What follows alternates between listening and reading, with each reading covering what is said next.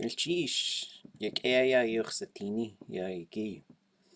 Achtu yake, linkage achtu. Ye awa konach yaadachóon linkit tundatani achtuasaku yisaku. Ye awa yachago kago data ya yutucho tangkwan kanins. Ade achi has outlatu ye. Aka ade aya has tuusla ade ye. Ya yagi glade.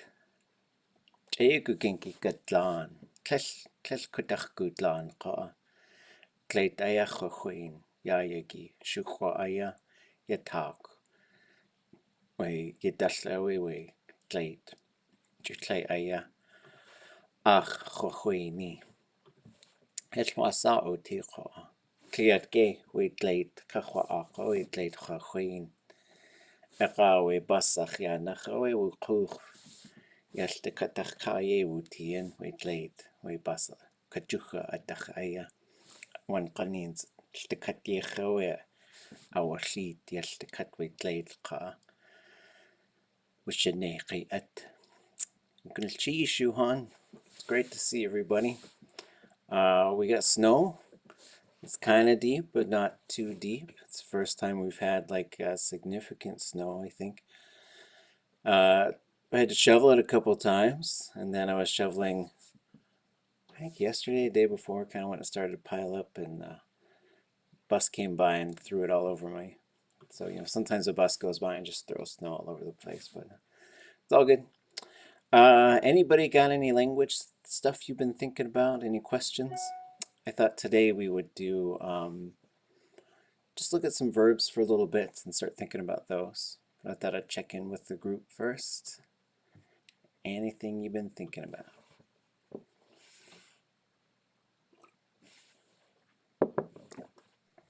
Also do a sock lunar eclipse.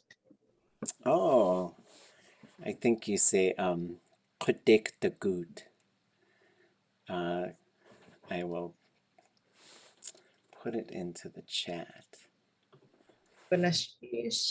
I have family in Anchorage, and that's all I was hearing about yesterday. Oh,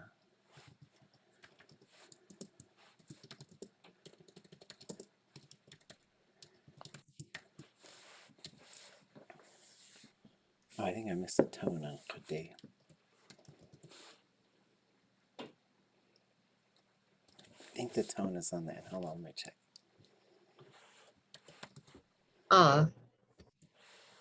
Yeah, I read an article. An article popped up on my social media feed. I was like, oh yeah, look at this. Oh wait, it already happened. So it happened already, right? Sigan and Tout. Oh, it's going to happen? Oh, no, Take Tot. Okay, there we go. Suspicions confirmed. Okay. Yeah, well, I hope folks got to see it. I kind of missed that one. So when it comes to a solar eclipse, I'll find a little bit more about eclipse. They're kind of fun to talk about, I think. Here it is. Predict the good. So make sure I get that in there. Okay, yeah, I got it. So it's pretty wild because then you could say, like, so here is the moon eclipsed. And I'll show you folks the document, and I'm going to show you where to find it. If you're looking for some phrases, like, I think doing some kind of dives for things, like I'll show you some strategies. So I usually start with the Verb Dictionary. So I'll go into the Verb Dictionary and I will hit eclipse and I'll see if anything comes up. So if you get nothing, then there's this other document that I want to show you folks. So this Verb Dictionary has tons and tons of verbs. There are thousands of tlingit verbs. I don't think anybody knows how many there are because you can actually just keep adding. You could put these nouns on the front of verbs and it creates a whole new verb. And so there could very well just be infinite possibilities. And so we keep finding undocumented verbs on a regular basis. And undocumented just means nobody's written them down yet. And so with the declining number of speakers, there is a bit of a danger there that there's going to be verbs that we don't really know. However, there's going to be verbs that we can just sort of make because we can understand the process of how verbs are made. A lot like we've been having these conversations with place names. There's probably quite a few places that had names and that we've lost those names. And then there could be lots of places that never had a name, right? And it doesn't mean nobody ever went there. It just means maybe it didn't have a name, you know. And so it could be like people just didn't go there very often. And so we've been talking about the process of making new names. And so whether those are names for buildings or sort of names for places. But as you learn Tlingit, like I really encourage you to just become familiar with the Tlingit Verb Dictionary, just as far as how to find stuff. So we didn't find eclipse, but we can also do a word search for moon, and we'll find a bunch of stuff. And so just in terms of sometimes you come into this dictionary looking for something specific. And then sometimes, like if you're just trying to study some Tlingit and you're sort of like, well, I don't know what to do now. I'm getting bored of repeating these same things. Some of this stuff is getting a little complicated and I'm getting tired just reading it. So sometimes you can go through and just browse some things in here. Like I can go in here and say, what are the things that are documented in here about the moon? So you get like phrases like yande yakanishkit, it's getting to be dark. And then you can see what's next. So I can go next and I see moon with nothing there. So sometimes when you look up a word, it says, go look up these and you'll find something, right? So we'll go here and then here's some stuff on the moon. So we've got a new moon, a full moon, for the moon to, a moon for a month to pass basically. And then for the moon to shine. Outlidis is a fun one because it means it's mooning. So here's some, and then you get Disyatzakin. It's a new moon. Disyan Yawawat, which is its face has fully grown, basically is what it means. And then Wutzakin. So we see this Zikin and Zikin here, so those are related. And this is a good example of like, this has a classifier that's the same, but then this one adds ya, which is the face of something or a vertical surface. And you can see that on a lot of different verbs. So then we'll just sort of go through. So we got those four. We got new, and it says look up moon, something to pass. And so this is for basically for a day to pass. This is a good verb to use for like going to camp somewhere, staying somewhere for a temporary period of time, or for a certain number of days to pass. So this works for time to pass, but only if you're talking about days, like 6 days, 5 days, 4 days. If you start moving into weeks or months or years, you'll use this other verb, shuwahich. Kunsa yawachi. What date is it? We also say kunyakisa yawachi yadis. How many days have passed this month? And so we might say, for today, Jinkatka kushik yaki yawachi yadis. 19 days have passed this month. And we can go through and we just see looking up for shining, and that's under moon. To be suspended in the sky. And so there's sometimes we'll find some interesting concepts because like this is for especially some sort of I don't know, some kind of star or moon or sun to be just sort of up in the sky. And that's how Tlingit looks at it. And you could sort of go into this kind of stuff because sometimes you'll say the moon is up or the moon is there, the moon is in the sky when you're speaking in English. But when we're talking about Tlingit, you know, sometimes you're going to use these different verbs to talk about these things. So sometimes like you just sort of start looking through this stuff to look up a phrase and add some more verbs to your list of verbs that you're beginning to know. But then sometimes there's some really neat concepts that you end up looking at. Let's see. Oh yeah, okay, I'll get to that. And then let's see. Then we get into the back end. So the first section is English to Tlingit, and then the second section is Tlingit to English, where you would look up a verb by the verb root. So the other thing that you learn to do as you sort of use this dictionary is if you encounter a word in Tlingit and you say, well, that looks like a verb, then you learn how to spot the verb root so you can come in and look it up in here. And just remember, you look them up long and low. So if it was what, W, high tone A, T, you would look up what, and that's where you go and look for this particular verb. If you're not finding what you're looking for, there's this other thing which is pretty wild. So it's kind of like a 800 so pages, almost 900, 866 pages of handwritten notes. There's a few sort of typed things dropped in here, like somewhere in the A section, like right around here. So then there's some typed stuff, but this is kind of hardcore just in terms of like, it's really just like kind of jotted down notes from the mind of a linguist who's really beginning to understand Tlingit, and also like really taking deep dives into the verbs.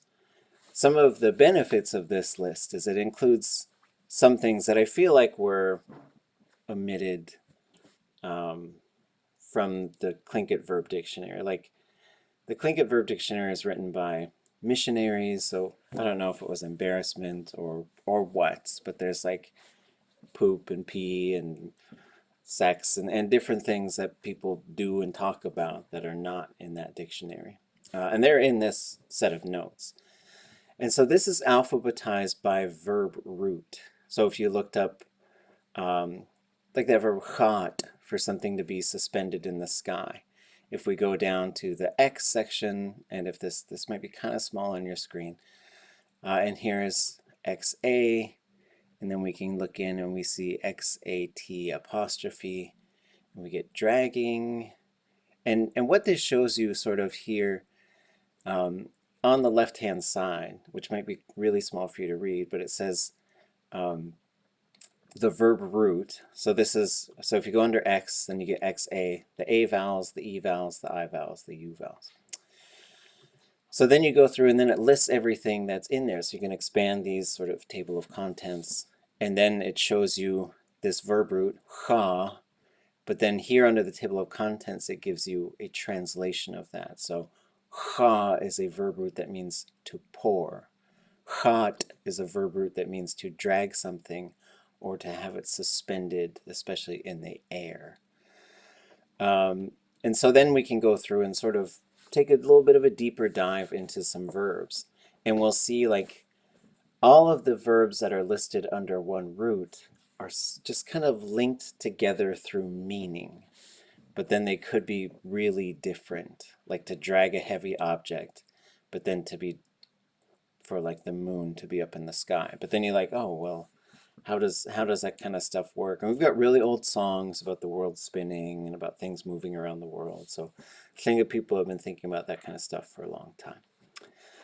However, this is not a searchable document. So these are handwritten things. I think it's always worth like taking a look through here. Like another thing, if you want to just start flipping through here. And as far as a starting point, like think of a verb that you know and maybe go look it up and see what related verbs are.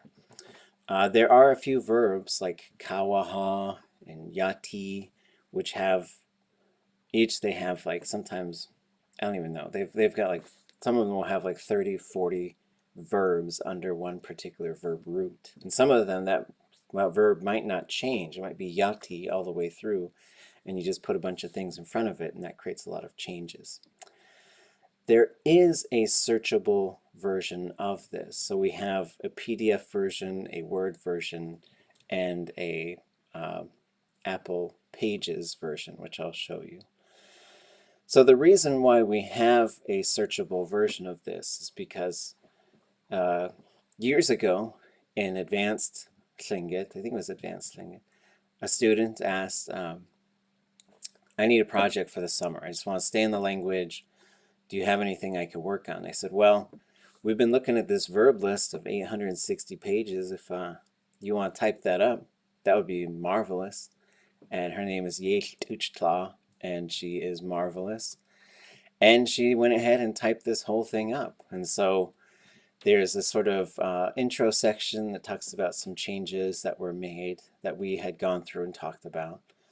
And then there's some explanations about some of the initials so that you can see who was consulted with. And then here you can do, I don't know if you folks can see this if I drag it in here, but you can type in eclipse in the search bar.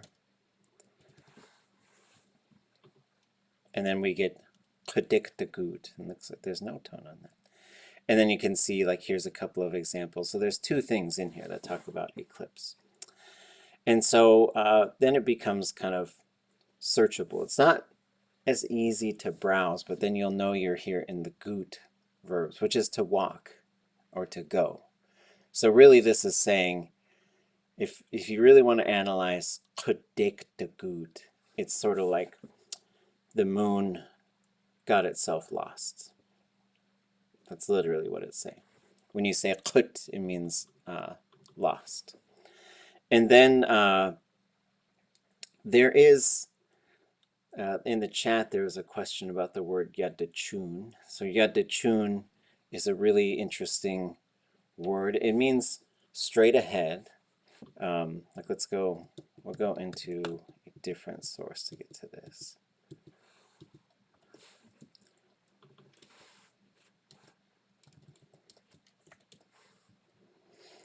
So to start thinking about yaadachóon, go back to my Zoom thing.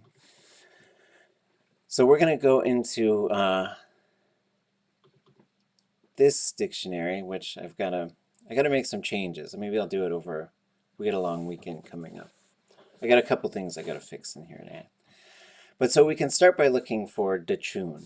So dachóon on its own is straight towards or directly towards. If I were looking at this, I would say there's a possibility that da is a classifier, and that would make choon a verb root. And we'll go look it up, and we'll go look around and see. But then we can, so straight towards or directly towards something. But when there's a bunch of things here related to this choon that we're going to sort of take a look at. So I'm going to go see what else has the choon. So here's kindechoon. So if you put kin in front of it, kin means upwards. So you say kinde, yinde, kinde, yinde. When we start thinking about how directions work in Tlingit, there's a whole bunch of stuff to figure out. But a pretty good place to start is there's these K sounds that have to do with upwards and these Y sounds that have to do with downwards. The ki is way up above, the yi is way down below. Kinde is upwards, yinde is downwards. K is also upwards, ye is also downward. So we're going to see that quite a bit. So here we've got kindechoon, which is straight up. And that's got that, so dachóon on its own has to do with a straightforward direction. And then we can have yaadachóon. So yaadachóon has a few different uses. So if we say in front of some sort of direction, like if I said yaadachóon nagu, I'm saying walk straight ahead. And it doesn't mean like look forward and go. It means it's really sort of saying like no turns, just go straight. So like if we're navigating some kind of rocky channel, we're in some water, and you're in the boat, and I jump up on the shaka, the yak shaka, so I could look in the water and see where these big rocks might be. I could say tzatachte, go left, shinachte, go right, yaadachóon, go straight ahead. So in those cases, it's saying like really straight like an arrow, because an arrow is called choonate. And so it's also got this choon word in it. But yaadachóon also is a, this could be an adjective. So if I said yaadachóon, yaadachóon shawat, or yaadachóon kha, that's a straightforward person. So what I'm saying is like they're honest, they're direct, you can trust them, like all those things are sort of built into that. It's also used in singing. So in Tlingit songs, you usually have a vocable, which means there's like it establishes the melody, right? So there'll be this thing, and there won't be words. So it'll be like, hey, hey, ah, ah, he, ah, hey, ha. And it does that 3 times. And on the 4th time, it goes, hey, hey, ah, he, hey, ha. And that's the 3rd time.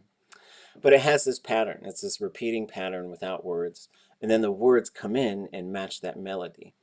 So when you're going to sing those vocables, those part without the words, right before the song leader can yell out yaadachóon, and that means sing the vocables of the song. And so that's kind of how that yaadachóon works. And then, you could look at this tune a little bit more if you wanted to. I think it means to injure, but it could also just have to do with the straight flight of an arrow. And then I think there was one last question, how to say congratulations. I would say it's good that you have obtained it. I would actually say yitlaqi, which I'll put in the chat.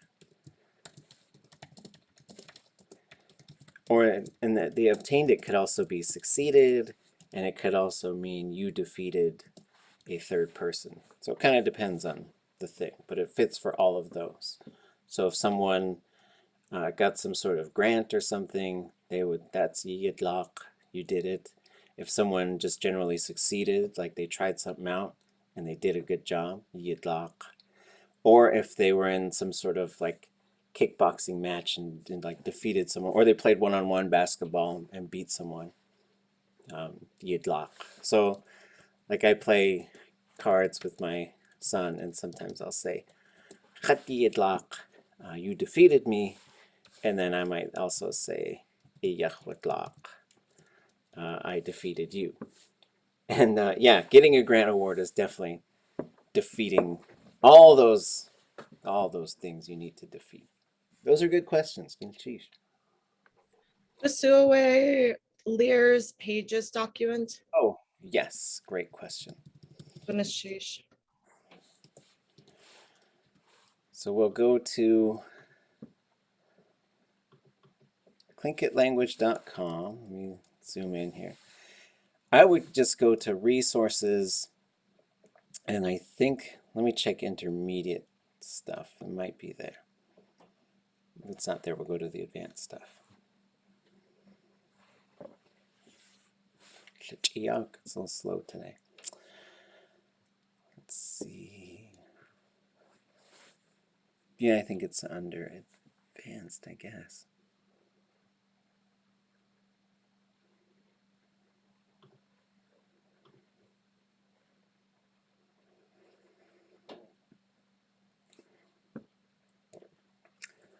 So yeah, if you look under advanced, so resources and advanced, there's this verb notes, and that's the one that's the yellow, the one that we were just looking at.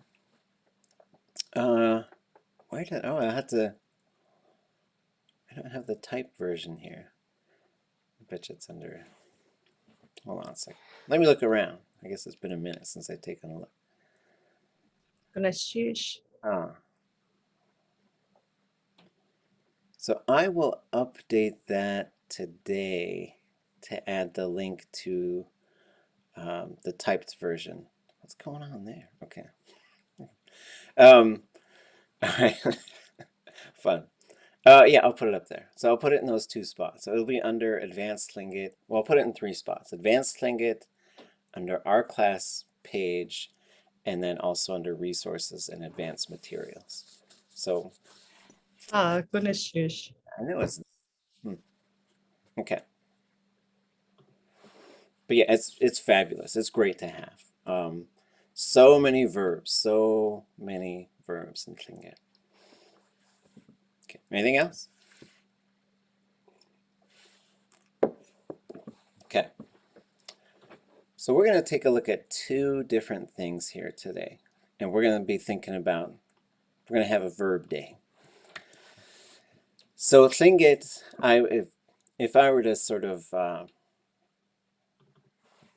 guess I would say it's a verbal language. Like it's very verb heavy. The verbs do a lot of stuff. They make a lot of changes. And if you can learn how to master the verbs, then you can speak the language. And so where we sort of start looking at these things is kind of breaking things into little blocks. So the Tlingit language has these kind of blocks that we start looking at. And we're going to start sort of pulling some things apart and then sometimes snapping them back together with the idea of sort of saying, what's in there? How does it work? How does it start to function? And so there's these kind of areas of the verb. And sometimes, like, just to be straight with it, like when I say a verb, it's usually one word, but sometimes two. But then, sometimes there's the verb phrase, and the verb phrase means if you removed anything from here, you've changed the meaning. So it's everything, it's a set of words sometimes. It could be a single word, but it could be words that affect the verb.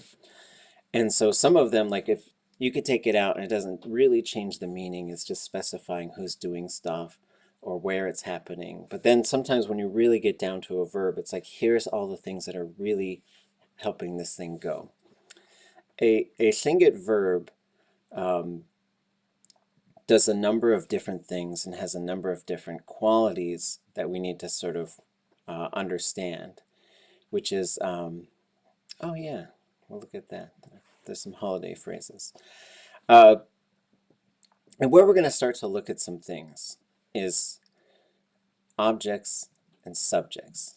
And so learning another language can be really wild sometimes, because if you know one language, then sometimes you don't have to think about all the ins and outs of how languages work. But then sometimes when you learn a second language, in addition, you have to start comparing how these things work, because they work differently in different languages. And most languages have these similar types of things.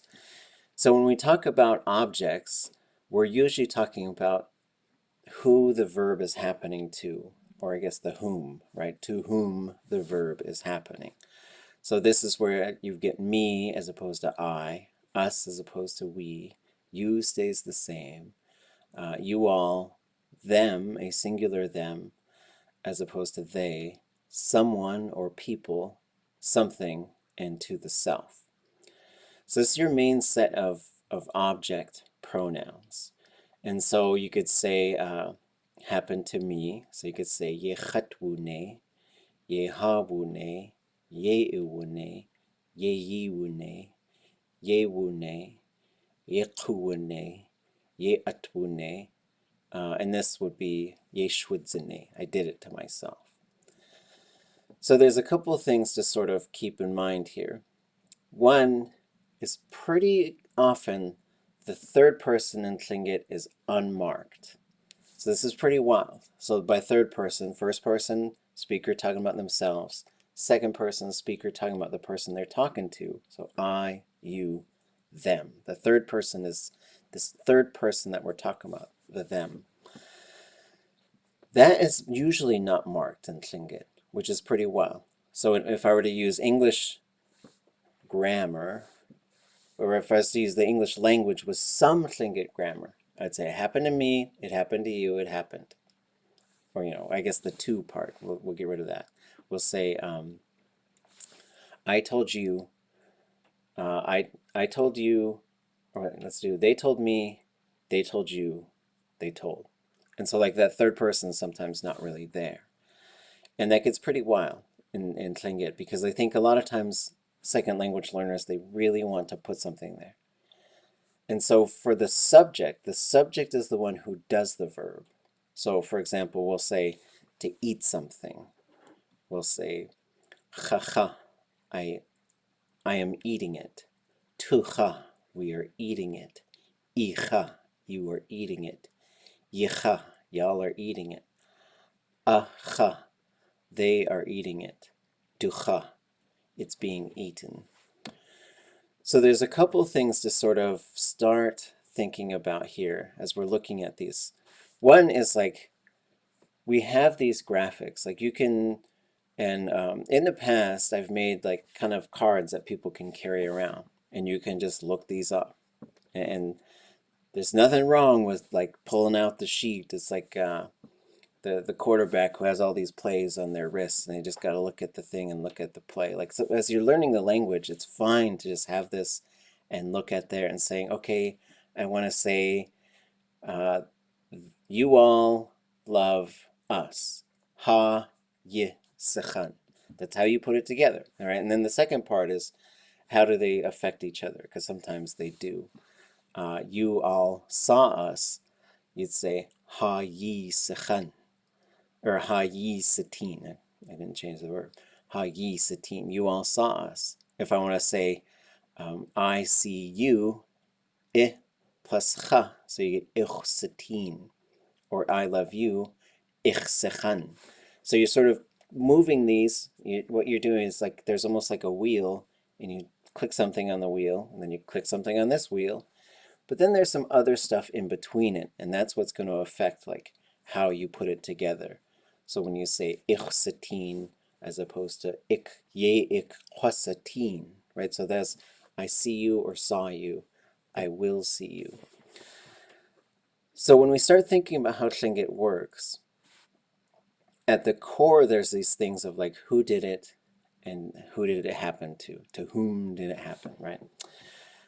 Then there's some other stuff that we're going to start to learn. Like this word thematic, that's the word we use in Tlingit linguistics to say, Sorry, could you say that again? oh, ayekwati, Siri, wanachsaya. So this means you could put a noun onto a verb. So that thing where we said there's a face on that verb, that's where the ya goes, is right there. And so you could put nouns onto verbs. There's a whole bunch of, you could put a hand on a verb, you could put a mouth on a verb, a nose, a face, a whole bunch of them. You could put a foot, you could put a whole bunch of things. You could put a butt on a verb if you want to. Be like my kids and just laugh about it, which is fun. I laugh about it too. Then this thing, it just stands for conjugation prefix. And so there's a series of things like English does things like ing or ed or an s. That's how you start changing verbs in English. Tlingit does it right here. This is where most of the stuff is going to happen. You want to start moving this verb into like perfective or future. There's some stuff that's going to pop up right here. And it's going to pop up in a certain order. So it's like you put these things into a certain combination, and then it moves into this other mode. So what you learn how to do in Tlingit is to build a prefix. And the prefix is usually going to say, to whom did it happen, who did it, and what are we talking about? Are we talking about whether or not it happened, whether or not it's going to happen, when it happens, a whole bunch of different things. Let it happen. So all that stuff happens right here. These ones are changeable in terms of like if you're just talking about like a story, right? And then this person punched that person, and then this other person punched that other person, or did something else, loved him, kissed him, whatever the thing is, someone did it, and then it happened to someone. And those are really key concepts to being able to communicate, right? Because if you're trying to be clear about who was kissing who in the park, like we got to know, because if this is this cool, or is this like, do we got big controversy? And so if you're not clear with your subjects and objects, you might come out of there with like, I got juicy gossip. It's like, no, it's not juicy gossip. It was actually just a really cool thing. We've been waiting for that to happen, which is also maybe juicy gossip. So we start practicing some of these, and we're going to look at the object, because English likes to go subject, verb, object, but you can move them around. And what I mean by that is I could say, and I'll use gendered pronouns, or I could use ungendered pronouns. Let's say they kissed them, right? And so they kissed them. That's the preferred order for English. And I could change it though. I could say it was them that they kissed. Now I'm getting a little fancy with the language. I've got to do a couple things to let the language shift it around. For Tlingit, you cannot move them. They're immovable objects. So it must go them, they kissed. Them, they kissed. Every single time. Every single time. If you want to just start getting your brain ready for Tlingit grammar, just use all your pronouns that way. Do your object one first, then your subject, and then so you'd say it killed, and then you're talking about the cat killed the mouse or whatever, right? And then so that's a couple things to remember. The other thing is they don't go away. So if I say they kiss them, I could say Sarah kissed Katie, right? I could say Sam kissed Jim, or whatever the thing is, right? Once I put a name in there, the pronoun goes away. For Tlingit, that pronoun does not go away, even if you specify who did it, right? It wouldn't matter who did it. The pronouns would still stay there. They're built into the verb. You can't really remove them. Any questions about that? I am not tracking, but it could just be my slow morning brain. So it's all good. I mean, and a lot of this stuff, like when we start looking at these pictures, it's very abstract, and it's like, let's just look at some examples so we could see how this stuff starts changing. And so what I'd like to show for this is looking at object pronoun. And whenever we start talking about pronouns too, people are like, what? The who, the whom, the what's? You know, I just say whom when I'm trying to be fancy. That's what I used to do. Like, oh, I'm writing some fancy letter. To whom it may concern. Right? Then I'm done with the whom.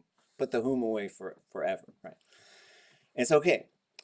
So some of the things that we think about here, in starting to change a verb, and starting to say, to whom is this verb happening? I think I can change this so it's not. We'll go single page. Right? So one, if we look at this thing, well, let's not look at this section yet. Let's just jump into.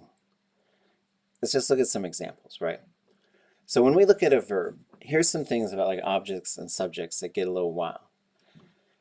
So if you want to know whether in English whether you're using an object or a subject, just put yourself in there. And if you're using I, that's a subject. If you're using me, that's an object. If you're using they, that's a subject. If you're using them, it's an object. For example, I am good.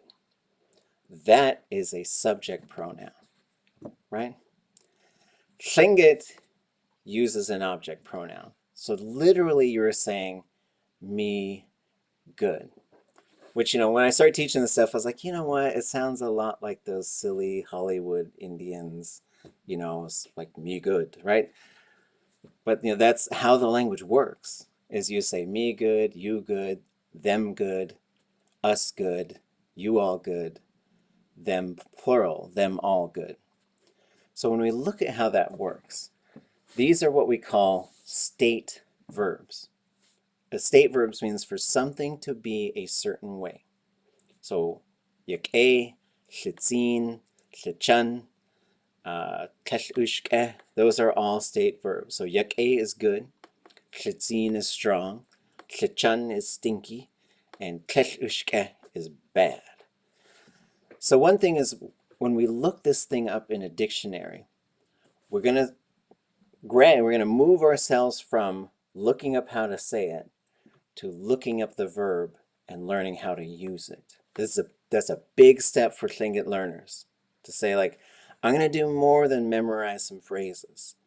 I'm going to do more. I'm going to look at this phrase. I'm going to say, I am this, you are that, they are that, we are that, y'all are that, they all are that. And the process here is to learn some new verbs, and then also to start figuring out how I can change this thing. And what it comes down to is like, these are object pronouns, and there's a list of them. So once you realize what list you're working from, you realize how you can start moving through it. And there's three things we're trying to do here. Learn new verbs, become comfortable with like what is on this list and how to start changing it, and then starting to figure out like how we can start using this in our daily communication, right? So if I could say, if I were to say to my kids, are you being good? I'd say, yaadachóon. You know, and there's other ways you could say it, but that's one way to say it. So usually this is interpreted as good, like I am good or something is good. And let's just go through and say it and look at So look at what we're doing. We're going khat, I, nothing. That's the third person. Ha, ye, hus. So what we go is me, you, them, us, you all, them all.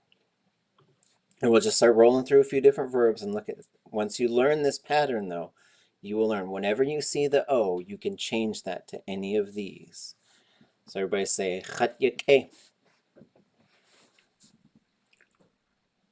Khat yake. Okay.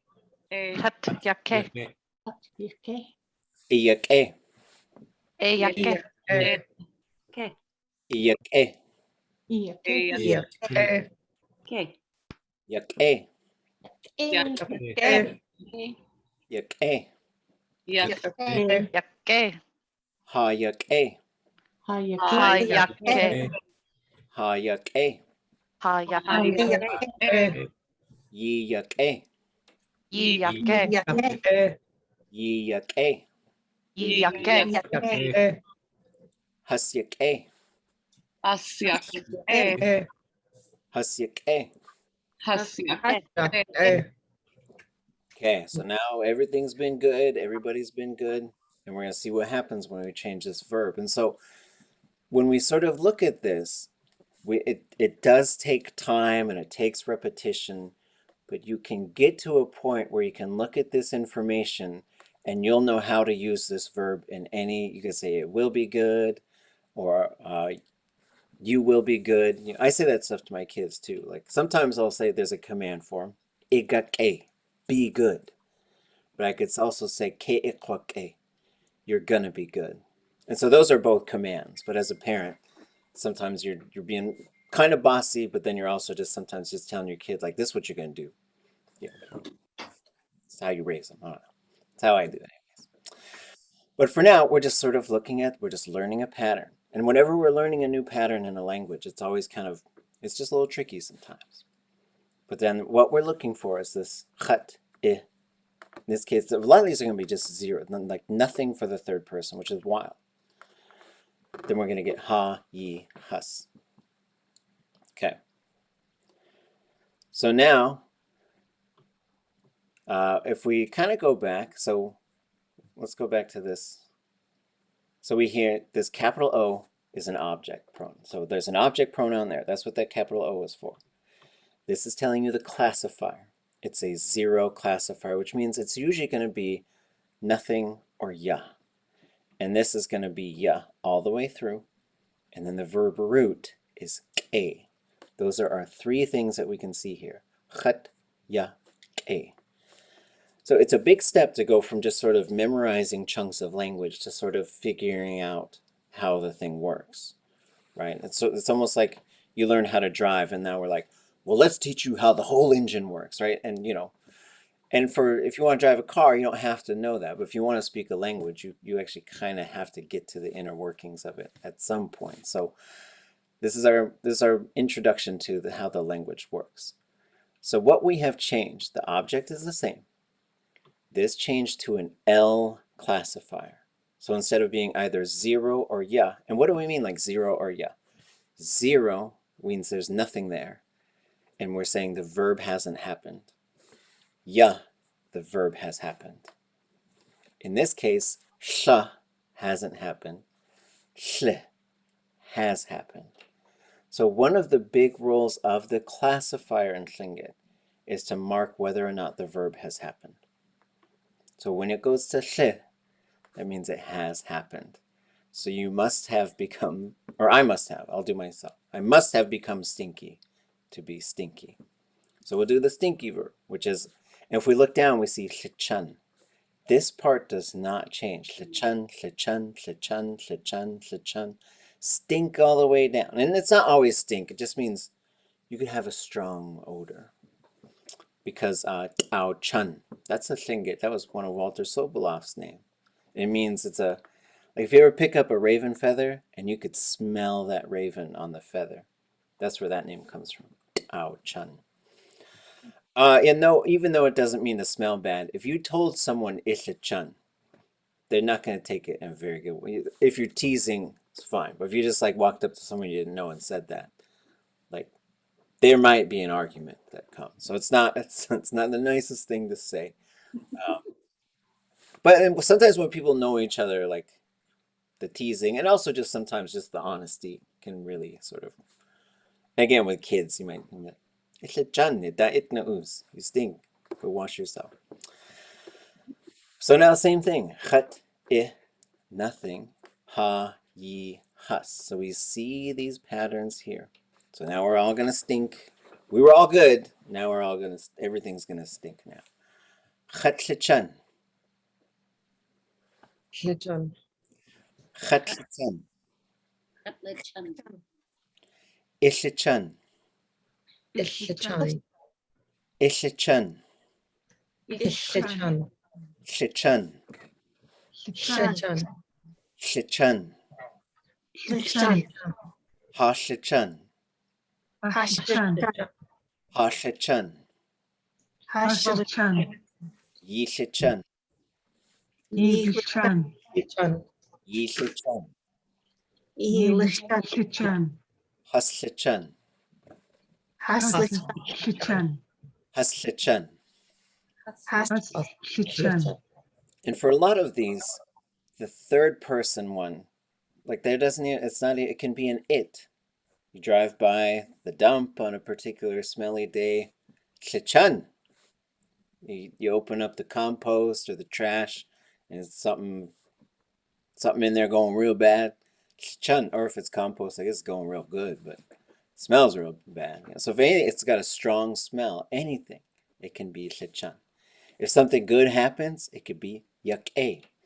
So put these verbs to use.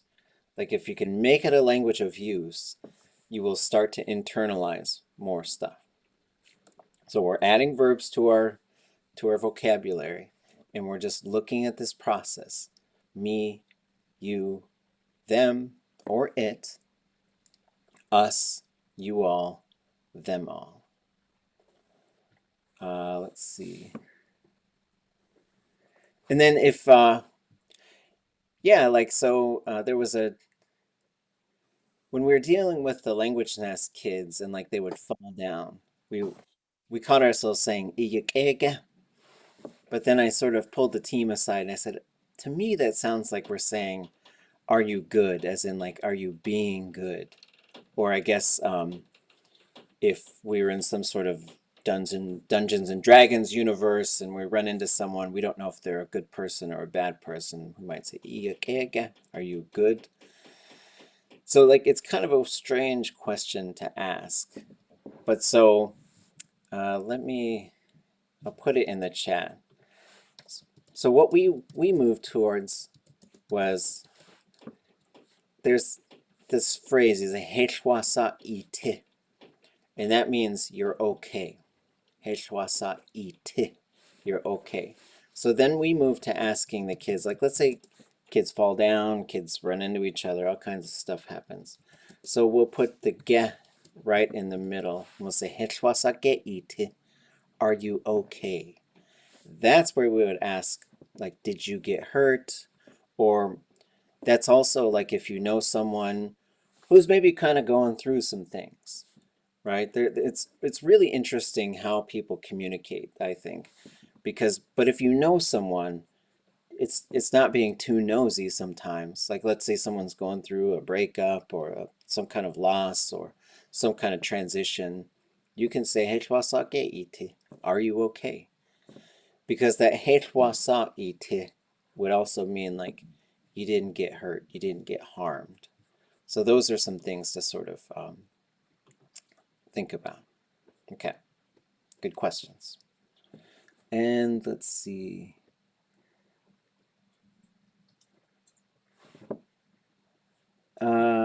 So these, well, I want to make sure I'm catching the question, Jeremy. Specific nouns that correspond to generic pronouns in a verb phrase. Like, so if you're specifying like the cat chased the dog or something like that. What's really interesting is the pattern for the pronouns goes to whom it happened, who did it, the verb, right? So you're going to get the object, the subject, the verb. So like you would say, them, they chased. But when you move them outside, they could kind of, you got some options with word order, but Tlingit does like to go name the subject, name the object, then go into the verb and go object, subject, verb. So it kind of goes backwards. So in that case, for example, I've got a cat named Shuna, I've got a dog named Kinchei. So if I was going to say the dog bit the cat, so then I would say the verb would be awatuk, or it would be ausatuk. So ausatuk would be they bit them or it bit it. So then if I needed to say who did it, I would usually say Kinchei Shuna ausatuk. And that would mean Kinchei bit Shuna. If I move those around, then I would change the verb a little bit. So that's a bit of a advanced thing. But basically, you'd say usually the subject first. Usually the first thing, like when you really look at how Tlingit is working, that person that they name first is usually the one who's doing the verb. That's the important part. That's a good question. A question. Yeah. When do you know to put the verb as part, or not the verb, the pronoun as writing it with the verb versus it's separated, like Lichéesh versus Lichéesh? Very, very good question. So I is always attached to the verb. So that I should always be attached to the verb. The other one, like we'll go back to this list. So the way they're written here is if you see a hyphen, you attach it. If you don't, it's its own word. So khat is its own word, ha is its own word, yi is its own word, ka is its own word, k is attached. And let's talk for a second as well about how gender works in Tlingit. There are two pronouns that are ka, and it's kind of hard to tell which one it is. There's one ka, which means people. So this is a little bit, it can get a little bit frustrating, I think, because sometimes in English, like everything was policemen, firemen, fishermen, all these man things, right? But then, as the language sort of tries to become more equitable in how it deals with gender, you try to use like person. So Tlingit, if we see a whole bunch of things that have ka after it, that's referring to a person. And so, but it's also a male. So then there is a pretty heavily gendered concept in Tlingit with ka. This is a fourth person pronoun, which just means people. It doesn't mean male. But if something happens to people, then you're gonna use k, unless there's a different, like, for example, I could say ye khat yati, that's how I am. Ye ha yati, that's how we are. Ye iyati, that's how you are. Ye yi yati, that's how you all are. Ye yati, that's how it is, that's how they are. Ye kuwati could mean that's how people are, but there is a separate verb, kuwati, for weather. So because there's a weather verb that has ku in it, I would switch it to ye kayati, that's how people are. So it's usually going to be k, unless there's a weather verb that follows that same pattern, then you'll switch it to ka. And so the reason why we write them as a separate word is because they affect the prefix differently. For example, and the biggest example here, oh, I guess I can't do it now. Okay, fine, I'll make my own thing. Whoops, I thought. Oh, I gotta update this program. I guess I can't do things with it. Okay, that'll be next time, I guess. Well, next time, but the verb tlech ishke is bad. So I could say tlech chat ishke, I am bad. Tlech ha ishke, we are bad. ishke. So that ish is built, it's just affects, it gets sort of like the contraction happens more there. Chet ushke, ha ushke, ishke. Kesh yi ushke. That doesn't contract that thing at all. So good question. Good question. I'm glad you folks are thinking about this stuff. Let me go back to here. And sometimes when we're learning Tlingit, like, okay, I'm getting it, getting this, getting that, getting this. And then once we can move into grammar, sometimes it's like you've learned how to walk and now you're walking. You're like, oh man, walking's great. But then you're going to go walking right into like this really deep mud. It's like, it's a little bit heavier, right? But don't worry. A lot of people like run into this grammar wall, but don't jump out of the boat. A lot of people do jump out of the boat. It's like, okay, I'm done. I know how to say gunshchish. I'm out. Later, right? But you know, like that's not going to help a language like survive. We have to like do these dives. But we do this stuff together. There's study groups, and I think in a week or two we're going to have some announcements about some additional study opportunities and groups that will be open for the public. And so we're really trying to sort of open the doors to like who's working in Tlingit so that nobody has to do this stuff alone. Because if you just sit here and stare at these charts and stuff, it could lead to some dark nights, but it's okay because we're doing this stuff all together. So let's do one more. So what changed here is we added this letter D to the classifier. This has a special function for Tlingit. A lot of times what this does is it introduces this concept called middle voice. And this is wild because you can have an object and a subject, and the subject does the verb, and an object, the verb happens to them, right? It happened to me. I did it. Those are two different things, right? So the letter D often says, did it to the self. The subject is also the object. So it marks that. And English doesn't do that. So it's kind of fun. But in this case, the verb we have is to be wet. Went outside and it was raining, came outside and was wet. So we're going to see tóoch. And we're going to also see how the letter I here, the second person, causes some contraction. We get the letter M if we're an inland Tlingit speaker. So if we're from Carcross or Teslin especially. So they're listed here, but we're going to use the coastal version. We'll do this, then we'll wrap up for the day. Tóoch. Hot with the clock. Tóoch. What a duck. Tóoch. With the clock. Tóoch. You the clock. Tóoch. With the Would clock. the duck. Tóoch. Would the duck. How the How the cluck.